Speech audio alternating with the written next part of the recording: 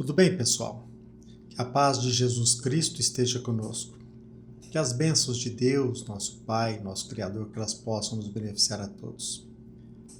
Vou dar continuidade aqui ao projeto em que compartilho com vocês um paralelo entre Evangelho de Jesus Cristo, doutrina espírita e política. Pretendo compartilhar com vocês a mensagem em que destaca a concepção ampla do termo política, em torno do qual nós precisamos atentar sobre o valor de cada ato, de cada decisão, do nosso comportamento em sociedade.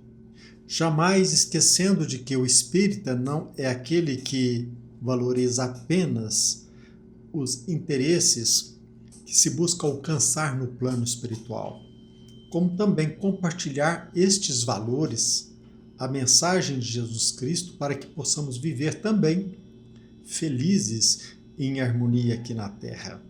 E para tal, cada decisão, cada ato, cada decisão é importante, cada escolha. E como espírita cristão, eu pretendo compartilhar com vocês hoje algumas reflexões que fiz sobre a nossa postura, a nossa atuação como agente conscientizador, não somente em relação ao outro, também e principalmente em relação a nós mesmos. Precisamos sempre, então, como assim nós fazemos aqui, sempre balizar a nossa fala, as nossas reflexões com ensinamentos que se encontram presentes no Evangelho, que se encontram presentes na doutrina espírita. E que o Evangelho tem a nos ensinar? O que a doutrina espírita nos ensina a levar, compartilhar, divulgar a mensagem de Jesus Cristo e vivê-la da melhor forma possível para que ela também frutifique aqui na Terra. Como que nós podemos compartilhar da melhor forma possível e viver o Evangelho de Jesus Cristo?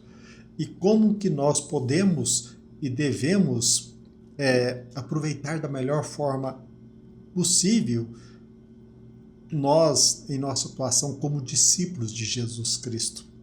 Como que nós podemos levar a mensagem do Evangelho de forma inteligente? E até mesmo quando nós devemos silenciar. Eu quero iniciar a minha fala com uma frase que está no Evangelho. Mesmo que talvez você, meu amigo, minha amiga, você não se encontre afinado com o Evangelho, com o estudo do Evangelho de Jesus Cristo, eu penso, estou quase certo de que você já tenha se deparado com a seguinte frase: onde está o seu tesouro, aí também está o seu coração. Onde está o seu tesouro, aí também estará o seu coração. Esta frase ela foi pronunciada por Jesus Cristo no Sermão do Monte. E de tão importante, ela foi registrada por dois evangelistas. Se encontra presente no Evangelho de Mateus, no capítulo 6, e no Evangelho de Lucas, no capítulo 12. O que significa esta menção? Qual o significado desta frase? Quero compartilhar com vocês, com todo respeito, aquilo que penso sobre esse paradigma. Como esta frase pode nos ensinar, não somente na divulgação do Evangelho, como também no aproveitamento máximo das lições de Jesus Cristo. A meu ver, esta frase está querendo dizer que Jesus Cristo está querendo nos mostrar que aquilo que nós mais valorizamos, em torno daquilo que nós investimos as nossas maiores forças, empreendemos os nossos maiores esforços em torno deste objeto. Este objeto representa o nosso tesouro. Tesouro é aquilo que significa muito para nós, aquilo que para nós é de suma importância. Como é natural, nós iremos proteger o tesouro que para nós representa alto valor. O tesouro que precisa de proteção e de aproveitamento. Nós direcionaremos a ele, a este tesouro, toda a nossa atenção, todas as nossas intenções, todos os nossos projetos e até mesmo, por que não dizer, os nossos sentimentos. É um sentido na nossa vida. É aquilo que mais deveremos dedicar a nossa atenção. Em torno desse tesouro, obviamente, está o nosso coração, o nosso apetite emocional, o nosso princípio que nos move, os nossos mais valorosos sentimentos, a nossa sede que nos abriga, que nos encaminha. Pensemos bem. Muitos focam a sua atenção num determinado time de futebol. Outros trabalham para adquirir uma casa própria, outros para cursar uma faculdade e muitos trabalham bastante até mesmo para adquirir um videogame. Outros sonham em conquistar a fama. Quantos e quantos meus amigos, meus irmãos, não alimentam desde criança o desejo de se tornar um jogador de futebol? Quantos não sonham em ser um artista, um ator, um cantor, uma celebridade, quem sabe? Geralmente, aqui quero destacar, o que nós percebemos é que a maioria dos interesses profundos, dos interesses primordiais dos seres humanos aqui na Terra, a maioria gira em torno de perspectivas materiais. Tanto é verdade que basta que nos deparemos diante de uma casa lotérica, uma imensa fila. Quem não se recorda desta fila no final do ano, na Mega Sena de fim de ano? O sonho de adquirir uma casa, uma mansão, não somente uma casa, uma mansão, uma casa de campo, um veículo, quem sabe um jato. Eu quero destacar para vocês a recente pesquisa que foi feita e que se confirma que no Brasil o futebol representa a principal paixão nacional. O futebol. Quantas pessoas não trabalham, não empreendem esforços, não investem para que no fim de semana possa adentrar a um campo, a um estádio de futebol para assistir e vibrar por seu time? Quantos não abandonam dentro de sua própria casa o filho, a esposa, para que permaneça no fim de semana, até mesmo por uma viagem, seguindo o seu time de futebol? É claro que não precisa ser vidente, não precisa ser profeta, para que nós possamos perceber que prepondera na Terra a busca, o sonho por interesses materiais. Isso representa algum problema? A princípio, não. Principalmente o cristão, que ele aprende a respeitar o outro. O cristão sabe que o homem deve ser livre para escolher o seu próprio caminho, para optar pelo seu próprio destino. Além do mais, quem não objetiva o progresso e o sucesso? Será que é equivocado sonhar por algo material? Não, claro que não. Todavia, penso que o cerne do problema, o equívoco, é que são raros aqueles que buscam se guiar, levar os seus passos também por valores outros, altruístas, coletivos, espirituais, a nortear todos os demais sonhos. A ética, os valores morais, para que possam nortear os demais desejos. Raros, infelizmente, são aqueles que alicerçam seus passos por interesses e valores éticos. Aí sim eu penso que é o problema. Onde está o seu tesouro, aí está o seu coração. E quando assim persistimos cegos, nós deixamos de apreciar aquilo que é transcendente, aquilo que é imortal e aquilo que é imutável. Por que eu estou dizendo tudo isso? Primeiro porque, se nós buscamos de fato a conscientização, nós deveríamos nos perguntar: qual que é o meu primordial sonho? Qual o meu interesse básico? Qual o interesse que prepondera? Qual a ideia mestra? Aquilo que muitos dizem, qual é a mola propulsora, o foco primordial em torno do qual eu direciono a minha atenção? Sobretudo, essa pergunta ela é muito importante se nós pretendemos divulgar a mensagem de Jesus Cristo.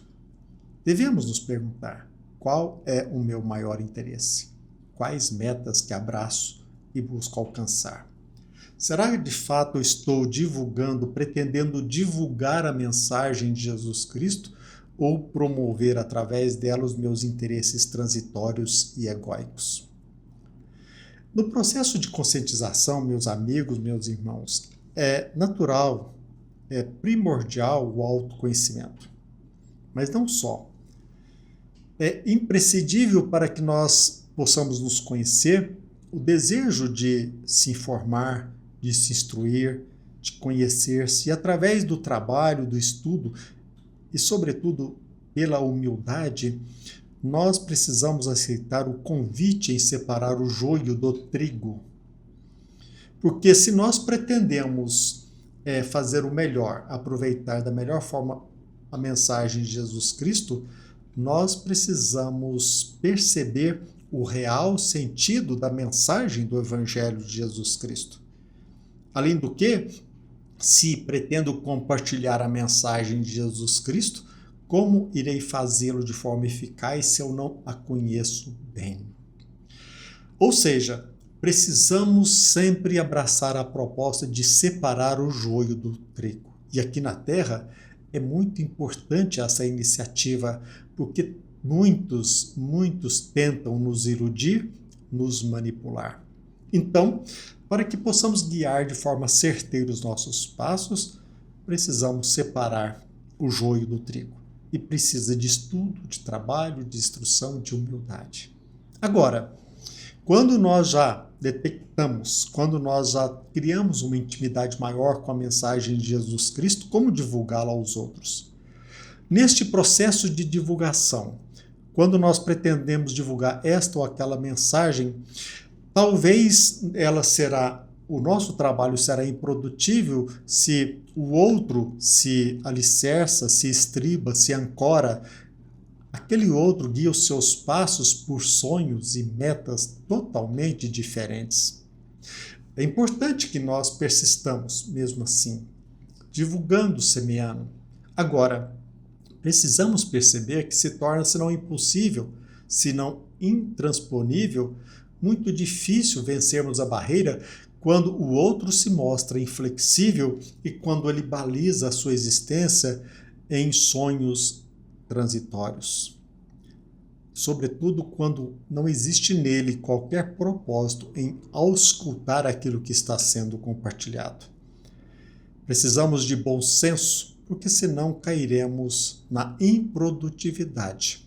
Os diálogos acerca deste ou daquele assunto, sobretudo religiosos e políticos, os diálogos serão improdutivos. Será ineficaz a nossa tentativa de conscientização se o interlocutor, aquele a quem nós dirigimos a nossa fala, aquele com o qual nós dialogamos, a quem compartilhamos a nossa ideia, ele deixa-se guiar cegamente pelo ego, mostrando-se irredutível. E será também ineficaz, mais desrespeitoso, penso, diante daquele que menospreza os nossos esforços em busca da verdade. Desrespeitoso não somente em relação a ele, porque ele tem o direito de escolher as suas ideias, os seus projetos, mas também desrespeitoso em relação a nós mesmos, que não estamos valorizando.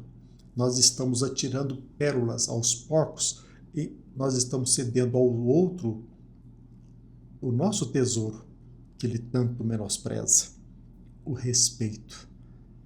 Precisamos respeitar o outro, que até mesmo tem o direito de idolatrar pessoas. A idolatria não somente em torno de um jogador de futebol, de um ator, de um clube de futebol, como até mesmo ele tem o direito, mesmo que traga prejuízos para a coletividade, de alimentar a paixão por um personagem político, por um ator populista. No trabalho de conscientização, qual o nosso primordial dever? Em primeiro, penso autoconscientização, o autopreparo. Em segundo, em relação aos outros, mesmo que todos tratem de forma desdenhosa os nossos esforços, menosprezam o nosso tesouro, jamais esquecemos que ele não deixará de ser um tesouro pelo menosprezo do outro. Em terceiro lugar, precisamos perceber que é pueril a tentativa de compartilhar o nosso tesouro, que jamais será perdido quando o outro não o valoriza como tal. O menosprezo do outro não tem qualquer valor em relação a nós mesmos. E em quarto lugar, é importantíssimo que nós valorizemos o nosso tesouro, pois somente assim jamais nos desanimaremos no trabalho de conscientização daqueles que merecem ser conscientizados. É verdade que muitos ridicularizam os que pensam diferentes. E repito aquela frase que geralmente se diz: não devemos atirar pérolas aos porcos. De certa forma, esta frase está dizendo, vejamos bem, quando para alguém os valores morais, os princípios evangélicos representam um tesouro, infrutífera a tentativa nossa de se alimentar o porco, porque a pérola, a meta primordial, a busca preciosa do porco é o farelo. O porco, ele se locomove em busca do alimento que o fomenta. Agora, o homem, ele não só busca alimento material, ele também deve buscar para o seu próprio benefício os interesses transcendentes. Ele não pode se manter escravizado aos interesses materiais, ao predomínio do ego, porque senão seu alimento permanecerá sendo só matéria. E a matéria, nós sabemos, ela é corruptível, a matéria é perecível, a matéria é vulnerável, a matéria pode ser furtada, roubada, e como disse Jesus, as traças a corroem. Que os leitos de hospitais digam: quantas pessoas não despertam num leito de hospital, quando começa a perceber o que realmente vale, o que é importante, o que é sumamente importante. Como discípulos de Jesus, penso que nós devemos alimentar o desejo de conquistar a sabedoria em levar ao outro algo de grande valor, também assim valorizado ou que venha a ser valorizado por ele, pois senão as nossas tentativas, as nossas investidas serão inócuas. Não por acaso muitos não só são ridicularizados, como atacados. Não sem razão, hoje, principalmente hoje, o que mais testemunhamos são debates infindáveis. Debates infindáveis. Não somente sobre time de futebol, também sobre este ou aquele personagem, inclusive um político. Quantas pessoas não se apaixonam por políticos? Quantas pessoas se apegam a personagem, esquecendo as ideias? De nossa parte, penso que quando nós formos convidados a um debate, nós devemos ser emocionalmente inteligentes, perguntando-nos se o debate acontecerá num palco em que predominará objetivos louváveis ou interesses egóicos, interesses rasteiros. O que se busca? O entendimento ou a disputa de ego? Observemos, fiquemos atentos. O debate, ele se acirra e se torna inócuo quando os debatedores se movem por objetivos, valores e metas totalmente diferentes. Como, meus amigos, meus irmãos, como um debate será produtivo se um centraliza, por exemplo, a sua fala em valores éticos, como justiça, e o outro se alicerça na lei do mais forte? Como alcançaremos a harmonia num debate político se, de um lado, um defende determinado político para se manter no cargo em caso de reeleição do seu candidato, e o outro busca aquilo que é melhor para toda a coletividade? Será possível o consenso ou o diálogo saudável se os participantes estão mais interessados em vencer a discussão ou provar que estão certos do que buscar o entendimento mútuo, uma solução colaborativa? Perguntemos a nós mesmos: como que nós chegaremos a uma troca saudável se não estamos dispostos a analisar outras perspectivas ou a ouvir com o devido respeito ao outro? Então, meus amigos, meus irmãos, penso que é razoável que não percamos tempo, que valorizemos o nosso tempo. Sem postura equânime, ou seja, sem moderação, sem comedimento, sem este bom senso, natural que se prolifere a divisão, o ódio, a malquerença e, por que não dizer, a violência. Nós, sem dúvida, temos o dever de separar o joio do trigo. Mas recordemos que essa frase não se reporta apenas a um julgamento divino, não. Refere-se também a aceitarmos o convite em separarmos, no processo de conhecimento, o joio do bom grão, a utopia da verdade. É óbvio que a insensatez, pelo ego inflado, estaremos vivendo as imbecilidades do momento atual. Violência, divisão, tudo que um autocrata sonha. Talvez você pergunte a si mesmo: como posso ajudar? Como posso contribuir? Tenha certeza que nós podemos muito. Comecemos pelo respeito a si e ao próximo. Se não for um diálogo respeitoso, silenciemos. Salvo o debate civilizado, fujamos das discussões. Usemos de forma primorosa o nosso tempo. Aproveitemos cada segundo. Não sejamos instrumentos nas mãos daqueles que alimentam o ódio, a divisão, a guerra pelo poder. Por fim, penso que devemos destacar o discurso respeitoso de Emmanuel, que no livro que leva também o seu nome, ele diz: não nos é lícito influenciar os homens e as suas instituições. Não nos é lícito influenciar os homens e as suas instituições. Noutras palavras, respeito como regra de conduta. Mas Emmanuel, o benfeitor, acrescenta: todavia, podemos apreciar a influência das ideias sobre as massas. Todavia, podemos apreciar a influência das ideias sobre as massas, apreciando-lhes os resultados. Apreciando-lhes os resultados. É uma questão de inteligência.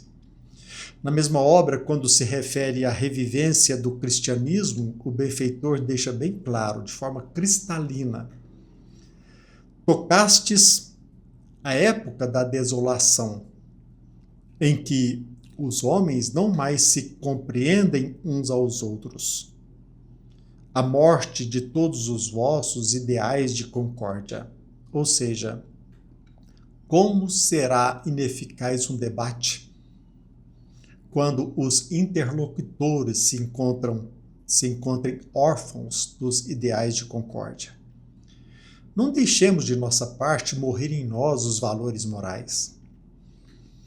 Não deixemos falecer em nós os princípios éticos, as metas transcendentes, em benefício não somente de nós mesmos, mas de todos.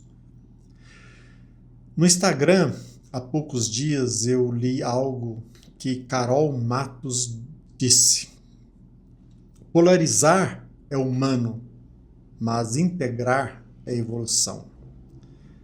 Na psicanálise, a polarização não é apenas política. A polarização é um recurso psíquico para lidar com angústias, incertezas, contradições. A polarização é um recurso psíquico para lidar com angústias, incertezas e contradições. Quando dividimos o mundo em bons e maus, estamos tentando suportar a complexidade que nos assusta. Mas o verdadeiro amadurecimento surge quando reconhecemos que a vida é feita de nuances e que o outro não é só inimigo, mas também espelho das nossas próprias partes negadas. O espelho de nossas próprias partes negadas. Citemos também, para finalizar de vez, o que diz Solange Carvalho também no Instagram. Só quem olha para si, só quem se fortalece e se responsabiliza pelas próprias atitudes, só ele tem condições de contribuir para mudanças maiores. Pensemos nisso. Um abraço. Fiquem com Deus.